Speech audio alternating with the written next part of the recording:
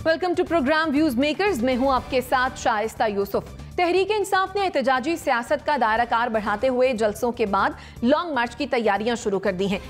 तहरीक इंसाफ का मार्च 25 मई को इस्लामाबाद पहुंचेगा। तहरीक इंसाफ के मार्च से निपटने के लिए हुकूमत ने भी अपनी अपनी मुशावरत और तैयारी मुकम्मल कर ली है। इस्लामाबाद के रेड जोन को सील कर दिया गया है और इस बात पर इत्तफाक किया गया है कि अगर तहरीक इंसाफ ने कोई गैर कानूनी काम ना किया तो लॉन्ग मार्च में किसी किस्म की कोई भी रुकावट खड़ी नहीं की जाएगी। अब सवाल यह है कि क्या इमरान खान की दबाव डालने की यह हिकमत अमली कामयाब हो सकती है। इस पर डिस्कशन के लिए जो मेहमान हमारे साथ मौजूद हैं, तारुफ मैं आपसे करवा देती हूं। हमें ज्वाइन किया है डॉक्टर नाज़िर महमूद ने, अब्बास साहब हमारे साथ मौजूद हैं, जुनैर अज़हर साहिबा ने हमें ज्वाइन किया है और हमें ज्वाइन किया है मुजम्मिल सोहरवर्दी साहब ने भी। आप तमाम मेहमानों के वक्त का बेहद शुक्रिया। डॉक्टर नाज़िर साहब, आपके जानिब आऊंगी। अगर तो राना सनाउल्लाह साहब की धमकियां सामने रखें तो क्या लगता है Tehreek Insaf as per planning long मार्च कर पाएगी? लॉन्ग मार्च तो कर लेंगे, ये मतलब वहाँ से निकल भी आएंगे मुख्तलिफ शहरों से और इस्लामाबाद की तरफ ये मार्च भी कर लेंगे। लेकिन अब ये देखना बाकी है कि इस्लामाबाद में दाखिले को रोका जाता है या नहीं। मेरा नहीं लगता कि ख्याल कि इस्लामाबाद में दाखिले को रोका जा सकेगा, क्योंकि अभी भी जो इन्होंने कंटेनर वगैरह लगा के बंद किया है तो वो रेड जोन को बंद किया है। तो रेड जोन में तो ज़ाहिर है दाखिले की इजाज़त नहीं होगी, लेकिन ये इस्लामाबाद तक तो पहुँच जाएंगे। और दूसरा जो आपका सवाल है कि क्या ये हुकूमत पर दबाव डालने में कामयाब हो जाएंगे, तो बिल्कुल जहाँ तक दबाव का सवाल है ये अलग सवाल है कि क्या वो हुकूमत हटाने में कामयाब हो जाएंगे या नहीं होंगे, वो दूसरा सवाल है। लेकिन पहली बात ये कि जहाँ तक दबाव का सवाल है तो दबाव तो ज़ाहिर है कोई भी हुकूमत अगर इस तरह की इस्तेजाजी सियासत का सामना करती है तो वो हुकूमत दबाव में तो आती है। और ख़ास तौर पे ये हुकूमत जो कि अभी चंद ही दिन हुए हैं इसको इक़्तिदार में आए हुए। लेकिन जो असल दबाव इमरान खान डालते रहे हैं पिछले 20-22 साल में, वो हुकूमतों से ज़्यादा आवाम पर दबाव डालते रहे हैं। यानी इनका जो दबाव है, इनकी पूरी सियासत पिछले 20-22 साल की सिवाय दबाव की सियासत के और कुछ है ही नहीं। यानी जब इमरान खान प्रोजेक्ट जब लॉन्च किया गया था और वो प्रोजेक्ट लॉन्च करने के बाद जब इनको मसनूई तौर पर लीडर बनाया गया, इनको इख्तिदार में लाया गया, तो उस पूरे प्रोसेस में आप देखें जो दो धरनों की सियासत थी, वो धरने मुसलसल ये करते रहे। पिछले इलेक्शन के नतायज इन्होंने माने नहीं थे, जिसमें ये जीते वो तो मान लिए, लेकिन उससे पिछले वाले जो इलेक्शन थे उनको इन्होंने माना नहीं। फिर ये पंक्चर का बहाना करके दबाव डालते रहे लोगों पर। फिर एक तवील अरसे तक इन्होंने यहाँ धरना दिए रखा, जिससे पूरा कारोबारी ज़िंदगी मुतासिर हुआ था। चीन के सदर जब आ रहे थे उस वक्त इन्होंने दबाव डाला। तो जब ये इस तरह का दबाव डालते हैं इमरान खान साहब, तो इनके सामने ये नहीं होता कि दुनिया में मुल्क की इज़्ज़त का क्या हो रहा है, बैरून मुल्क से लोग आ रहे हैं, आलमी रहनुमा आ रहे हैं या नहीं आ रहे। तो ये ख़ास इस लम्हे पे क्यों किया जा रहा है? देखें, ये प्योर इस तरह का अमल करने से पाकिस्तान के जो IMF से मुज़ाकरात हो रहे हैं उसको सबोटाश करना इनका मकसद है। अब आपको पता है कि मिफ्ता इस्माइल जो है वो दोहा में इनकी अपनी पूरी टीम के साथ निगोशिएट कर रहे हैं और पाकिस्तान के इक़्तिसादी मुस्तक़बिल का बहुत बड़ा इन्हिसार इस बात पर है कि क्या हमें IMF से बर वक्त कुछ इमदाद मिल जाती है, नहीं मिल जाती, क्योंकि उसके बगैर तो चल नहीं सकते। जहाँ तक इमरान खान साहब ने अपनी 4 साल हुकूमत में मुल्क को पहुँचाया है, जिस इक़्तिसादी बदहाली का शिकार किया है, उसका हल वक्ती तौर पर यही है कि कहीं ना कहीं से मदद मिले। अब IMF अगर किसी तरह से राज़ी होता है तो उसको एक गारंटी चाहिए होगी कि आने वाली हुकूमत बदलेगी नहीं। तो अगर वो साइन करता है पाकिस्तान और हुकूमत बदल जाती है तो वो पैसे मिलने बंद हो जाएंगे। तो जानते बूझते हुए इमरान खान साहब ये दबाव डाल रहे हैं और इस दबाव का नुकसान सिर्फ हुकूमत वक्त को नहीं हो रहा, इस दबाव का नुकसान आवाम को भी हो रहा है और इस दबाव का नुकसान मुल्क की मईशत को हो रहा है। ठीक है, मुल्क की मईशत को भी होगा, आवाम को भी होगा, हुकूमत को भी होगा। आपका पॉइंट आ गया। जुनैरा, खान साहब ये कहते हैं कि ये सियासत नहीं है और ये जहाद है और जितना भी देर तक हमें बैठना पड़ा लॉन्ग मार्च में इस्लामाबाद तो हम बैठेंगे।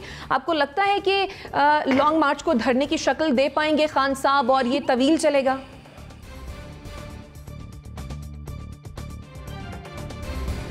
इसमें कोई अभाम नहीं है मेरे ख्याल है। एक तो इस चीज़ की उनको प्रैक्टिस बहुत है और दूसरा आपने लोगों का रिस्पांस देख लिया। उन्होंने बाकायदा पूरा एक पावर शो किया है जिस दिन से उनकी गवर्नमेंट गिरी है, उसके बाद से आपने हर शहर में देखा है कि लोगों ने किस तरह रिस्पॉन्ड किया है।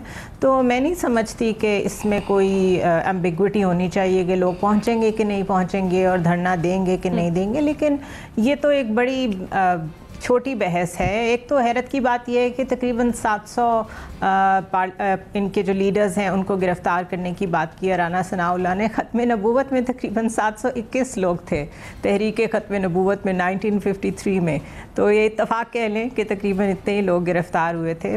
मेरा पर्सपेक्टिव थोड़ा सा डिफरेंट है। जो क्वाड एक स्ट्रेटेजिक ग्रुप बना है, काफ़ी पुराना है लेकिन अभी रीएक्टिवेट हुआ है, जिसमें इंडिया, जापान, यूएस शामिल हैं।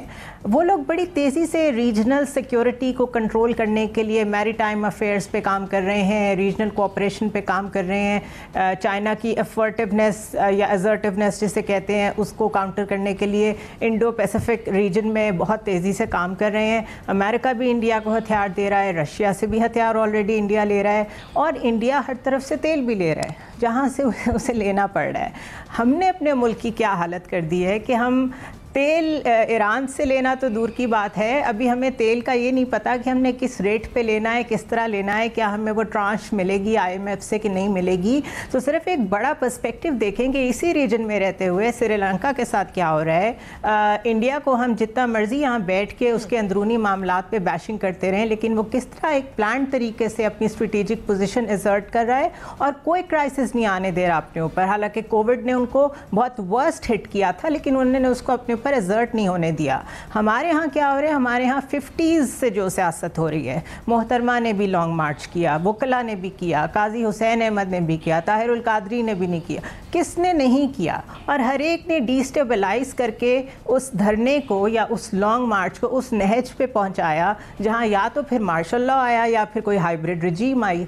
तो ये जो एक विशेष साइकिल है, अभी मसला ये है कि इससे निकलना ज़रूरी है। और कौन सा मॉडरेटर बीच में बैठेगा? क्या 100 इन्फ्लुएंशियल पर्सनालिटीज़ में आ जाने के बाद चीफ जस्टिस का ये फ़र्ज़ बनता है कि वो बैठ के इस मसले को हल कराएं? क्योंकि माशाल्लाह he is very influential now. तो हिस्ट्री तो बना दी हमने, उनका नाम भी आ गया और हिस्ट्री में first time no confidence motion भी कामयाब हो गया पाकिस्तान में। लेकिन इसको एक मायर से कैसे निकलना, that is the basic question. ठीक अमीर, हुकूमत ये कहती है कि हम अपनी आईनी मुद्दत पूरी करेंगे, एक दिन भी जो है वो आईनी मुद्दत का हम नहीं छोड़ेंगे। ऐसे में ये लॉन्ग मार्च हुकूमत के लिए कितना बड़ा चैलेंज होगा आपके ख्याल में? क्योंकि खान साहब तो ये कह रहे हैं कि जल्द अज जल्द इंतखाबात की तारीख दें, कौन जीतेगा? देखिए शाइस्ता, हुकूमत बिलाखिर हुकूमत होती है, ऑपोजिशन जितनी भी पॉपुलर क्यों ना हो, चाहे वो इमरान खान की सूरत में हो, लेकिन हुकूमत के पास वसाइल भी है, हुकूमत के पास इंटेलिजेंस भी है, हुकूमत के पास ताकत भी है। हुकूमत जितनी भी कमज़ोर हो वो ऑपोजिशन से ज़्यादा ही ताकतवर समझी जाती है। मुझे इस सदी में, यानी जो 21वीं सदी है, इसमें पाकिस्तान में होने वाले सारे लॉन्ग मार्च कवर करने का इत्तेफाक है।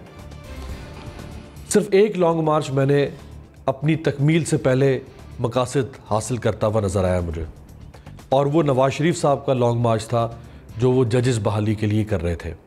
यानी वो लॉन्ग मार्च गुजरांवाला से आगे नहीं बढ़ सका और उनके मकासद वहीं पूरे हो गए थे। यानी उनकी जो डिमांड्स थी वो वहीं मानी गई थी और उनको यकीन दहानी करवा दी गई थी कि इफ्तिखार चौधरी साहब जो है वो बहाल हो जाएंगे। उससे पहले और उसके बाद कोई लॉन्ग मार्च, यानी ताहिरुल कादरी साहब का लॉन्ग मार्च जो आज से 9 साल पहले जनवरी 2013 में हुआ था, हमने उसको भी कवर किया। एक डिक्लेरेशन साइन हुआ था जिसे कहा गया इस्लामाबाद लॉन्ग मार्च डिक्लेरेशन, जो उस ज़माने की पीपल्स पार्टी की हुकूमत और ताहिरुल कादरी साहब के दरमियान साइन हुआ था। और उस डिक्लेरेशन में पीपल्स पार्टी के जो ज़माने के इत्तेहादी थे, जिसमें ANP, MQM वो भी शामिल थे। और वादा किया था पीपल्स पार्टी ने कादरी साहब से कि हम 2013 के इलेक्शन, 2000 यानी अगले इलेक्शन से पहले 2013 से हम इलेक्शन रिफॉर्म्स करवाएंगे। उन्होंने नहीं करवाए थे और कादरी साहब को खाली हाथ वापस जाना पड़ा था।